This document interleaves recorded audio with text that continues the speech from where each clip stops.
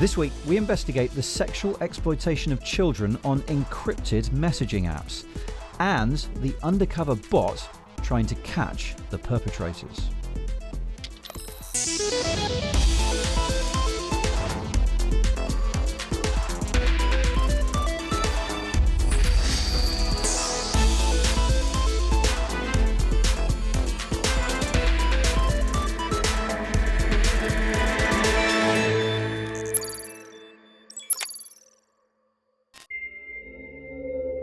Often on the show, we talk about the positive impact of tech on our lives, its power for social good, bringing us together, solving pressing problems and generally enriching our lives. But there are, of course, much darker sides to technology. We've often heard stories of paedophiles exchanging material on the so-called dark web or grooming children in chat rooms, sometimes to meet up with them and physically exploit them. But in recent years, the UN has been warning of a trend towards what's being called webcam sex tourism. And in some countries, like the Philippines, it's become particularly acute. The UN's children's agency, UNICEF, has dubbed the nation the global epicenter of the live streaming sexual abuse trade. We sent Richard Taylor to investigate the problem and look at how technology is being turned against the perpetrators to help try and bring them to justice.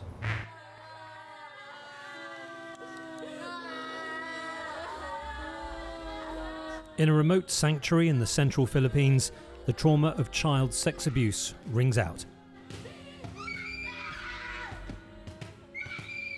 This is primal therapy, used to release negative emotions. It's one of a number of different approaches used here. The Prader Foundation's mission is to rescue kids from sexual exploitation. The facility can house around 30, but it's thought as many as 100,000 kids across the country may be at risk. And recent technological twists are threatening to turn what's long been an endemic nationwide scourge into a global epidemic, with the Philippines at its core. Over the past decade, police have been trying to catch facilitators of abuse in so-called cybersex dens, shacks in urban slums where kids are taken to engage in sex acts over webcams for the pleasure of a largely Western audience with the means to pay. A handful of the victims who are rescued end up at specialist cybersex rehabilitation centres, like this one in the capital, Manila. Stories abound of abuse, shockingly often sanctioned by their own families. Angela is one such victim, taken by a family friend and trafficked across the country into a cybersex den at the age of just 12.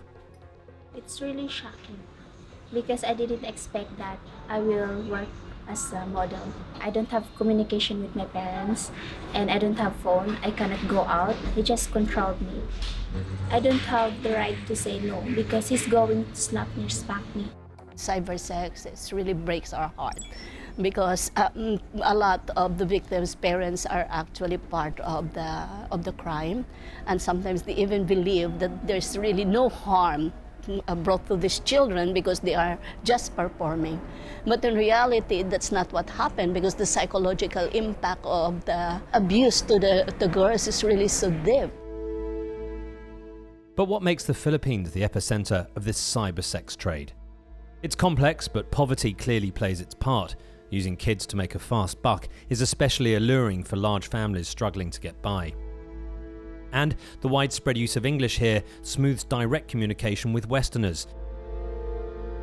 But today, this already combustible mix is being fueled by yet another potent ingredient: access to cheap smartphones and internet, which together are threatening to transform this already toxic phenomenon into something far more deeply rooted in Philippine society. Investigators say it's been a game changer. In the past, when we were combating this form of crime, what we were finding was we were looking for computers. And now, really, what we're looking for is what's mobile and what's cheap. And so it's really cell phones with a camera, internet service through the cell phone company that's usually not registered. And that broadens who can actually abuse a child in this way. And initial contact today takes place in live-streamed porn and dating sites. Alongside consensual adult interactions, some women here themselves act as facilitators, not simply flaunting their own sexual wares to foreigners, but pimping out younger girls too. You have girls of 12 years old trying to sell a girl of 8, 7-year-old. You have girls of 17-year-old selling their sister of 4 years old. Any age you want, any age you can imagine, you know, some will even show a baby. Today, the online monetary transactions are frictionless. The performances take place in private settings using legitimate mainstream apps, where anonymity is practically guaranteed and paedophiles can realise their wildest fantasies. There is no break on their behavior, so the most female unfriendly, aggressive and violent things come out of these men. Some pay for really maiming a child or for cutting a child. So, what can be done? Police resources have been mobilised, but there's only been a handful of successful prosecutions over the years, and the impermanence of live streaming means evidence is hard to amass. The International Justice Mission specialise in this kind of fieldwork. They believe successful law enforcement will be a big deterrent, but the tech companies themselves need to take responsibility. The police actually requires, the capacity to investigate. But aside from that, they don't operate in a vacuum. And so since online sexual exploitation of children involve electronic service providers, they are part of the solution. We contacted some of those tech companies where the cybersex offenders carry out their abuse.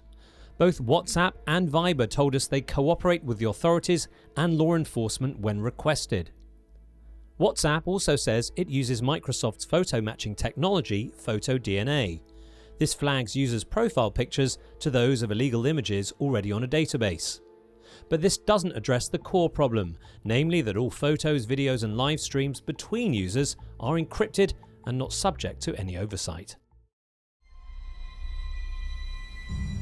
Some organisations, though, are proactively creating advanced technology to ward off the predators. My name is Sweety. I'm 10 years old. Sweety began 5 years ago as the brainchild of kids' welfare organisation Terre des Hommes. I'm not real. Well, what Sweety does, it's primarily a chatbot that also involves an avatar that can be used on occasion. The chatbot goes into chat rooms, is present in the room, never initiates a conversation for legal purposes, and is approached by predators that will be in this chat room. So the main purpose really is to identify people to a sufficient degree of detail so that you can say, hey, we really do know who you are, and you cannot get away with this. Early versions of Sweety required human operators. Today, she's fully automated. They will start chatting with her, and through a pre-programmed set of lines, of course, the conversation can take place, and she can do that simultaneously with tens or hundreds of perpetrators at the same time. But despite amassing troves of detailed personal information on predators, resulting prosecutions have been thin on the ground. Ideally, we have Sweety out there deployed 24/7 globally, but reality is, of course, that we need to frame that within the legal systems in which we can operate. Actually, having law enforcement use the software, developing their own messages, makes it so much more effective. So that's what we try to do when we're working with law enforcement in the various countries in Asia and also now in Africa, where we're developing cooperation with law enforcement as well. Here in the Philippines, many are at least waking up to the urgent need to protect their young. The hope is that step by step, a coordinated international response can save more vulnerable children from falling prey to the cybersex predators.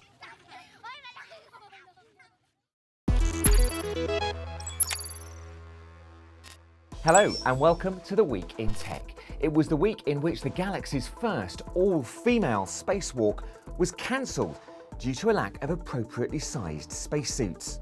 The EU passed a law which holds tech firms responsible for material posted without copyright permission, and Google announced an AI ethics panel to oversee projects such as facial recognition and the potential for algorithmic bias.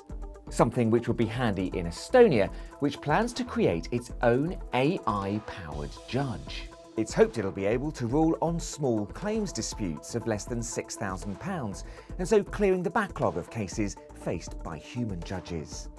New cars sold in Europe will probably have to be fitted with speed limiters from 2022. The new rules, provisionally agreed by the EU, would see onboard cameras and GPS systems used to spot road signs and automatically slow speeding vehicles down. Speak to the hand. The world's first palm vein airport security system went operational this week in Korea.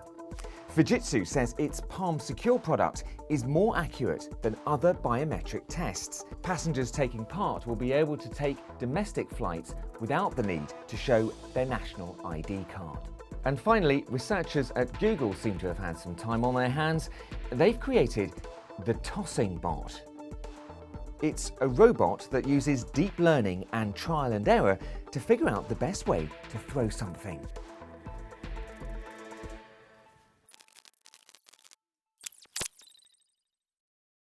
We're back at the Steve Jobs Theatre at Apple HQ once again, but this time the announcement is going to be a little different. Instead of a new device, Apple now wants to talk about entertainment.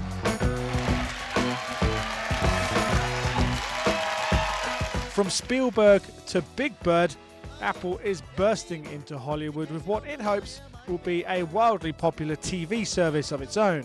Unlike anything that's been done before. It announced Apple TV Plus, a subscription service launching later this year and designed to rival what's already out there from Netflix and Amazon. The company hasn't said how much it will cost, but it has promised you'll be able to access exclusive content from stars like Oprah, Reese Witherspoon, Jennifer Aniston, Kumail Nanjiani, and more. And you'll be able to get shows from other networks for an additional fee, just as you can on Amazon Prime Video today. Because of that, I think it's fair to say Apple will need to stand out.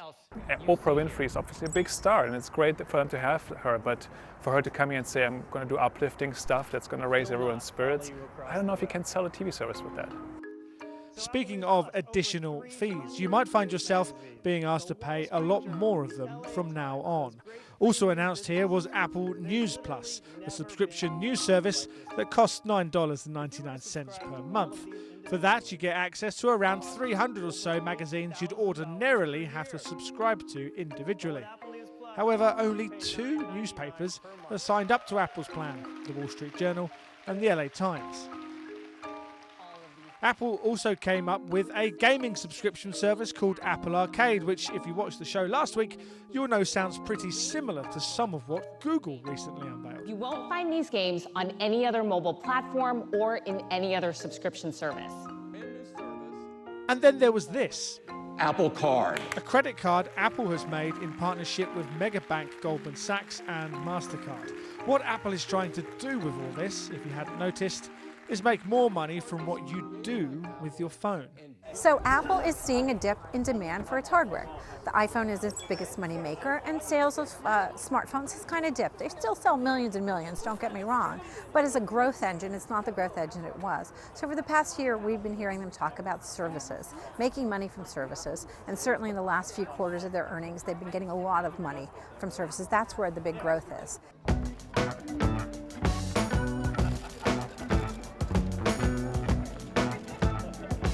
So when it comes to TV, Apple did just about what we expected. Big stars, all paid up and ready to go. But I'm wondering whether they can truly be as creative as Netflix and even Amazon when it comes to making exciting television. But maybe it won't matter, because as soon as they launch this thing, they're going to be on 1 billion devices, just like that. That was Dave in California. Now, an estimated 700,000 people are living with autism in the UK alone. Across the world, more and more people are being diagnosed with the condition.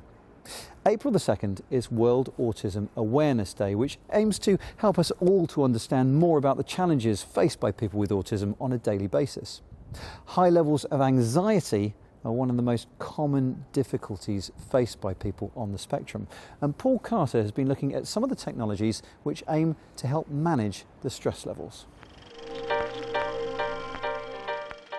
The situations that can kind of make me really anxious is almost every time I leave the house, because then it leaves my control. I don't really know what's going to happen beyond that. being in a big crowd of noisy people can just make my whole brain just shut down. I get anxious in social situations when there's a group conversation. I feel anxious when meeting new people. The autistic people I've been speaking to have developed their own coping mechanisms. Anxiety is a huge part of being autistic, and a way around this for many people writing lists. Little things like you'll see me doing something called stimming, where you'll see my hands start to fidget, and it's just to try and regulate your energy a bit. The train stations are a very relaxing place to be because everything is systematic. Potter's Bar, Finsbury Park and London King's Cross. This train is formed of 8 coaches. Personal coping strategies aside, the role of technology is something academics are increasingly looking into. Technology in various forms can help autistic people understand their emotions, self-regulate and seek help. And one of these examples is the early stage work being carried out by digital education researcher Nigel Newbert at the University of the West of England.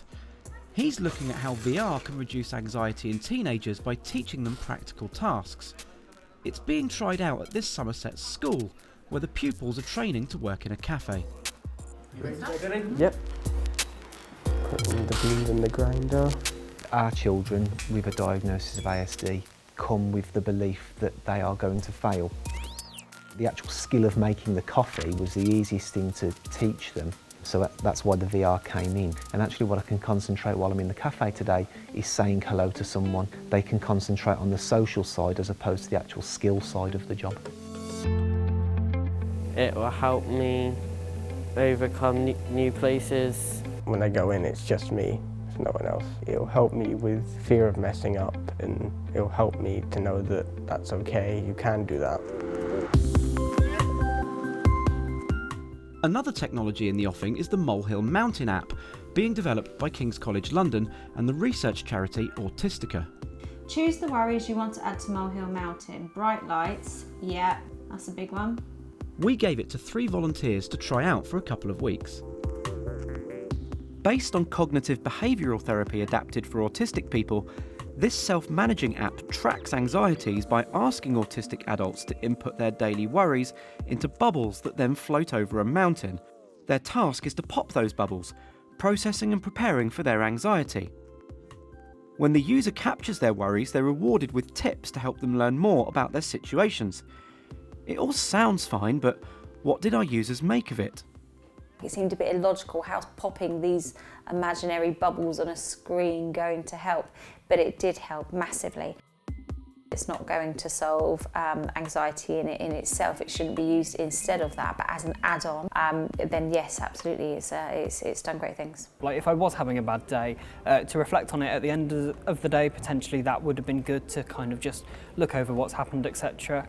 But there are definitely the negatives to the app, like it asks you to add your worries. I added 7 worries and then it said, you have too many worries, that's what it said. And I was like, well, don't tell an autistic person that, that's not, ideal. And it was asking me to describe things in my own words, and the words describe and explain are just, and imagine, yeah. What would have made it better for you? I think that either if you'd ask direct questions on a number scale, say how did you feel this on a scale of 1 to 10. What seems to be clear is that the anxieties around autism are very individualised. A cloud-based software that's now offered by some areas on the NHS giving personalised solutions is called Brain in Hand. This system is also based on established therapies and coaching, and rests on health professionals working with users to devise answers for particular situations. When users become anxious, they use the Brain in Hand app to access the solutions that have already been programmed in for them. A worry that third-year university student Rosie King has is getting lost. The app gives her solutions and helps manage her emotions whenever this happens. There's a logical part of my brain that knows everything's going to be fine and you're going to get home just fine. But There's a bigger part of my head that's banging pots and pans screaming, you failed, we're lost, we're never gonna get home, what are we gonna do? The app's anxiety monitor helps Rosie reflect on how she's feeling and prompts her on pre-arranged tasks. But something that's especially comforting is the 24/7 red button backup that connects her to a real-life person. I've tried just doing the best that I can on low coursework, but I'm just really freaking out.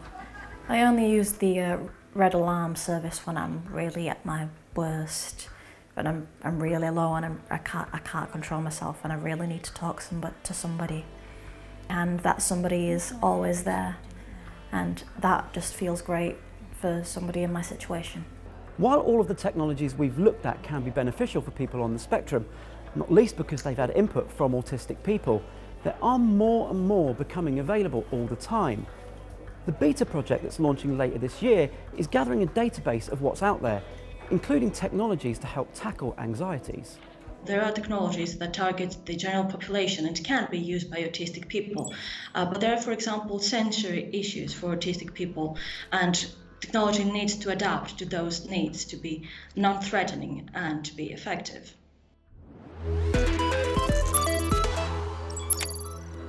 How many lenses do you actually need on your phone camera? 1, 2, LG thinks 5, even Nokia's come in at 9, but actually it really depends on how you use your camera phone. So, 60 seconds please, it's time for your guide. Let's go!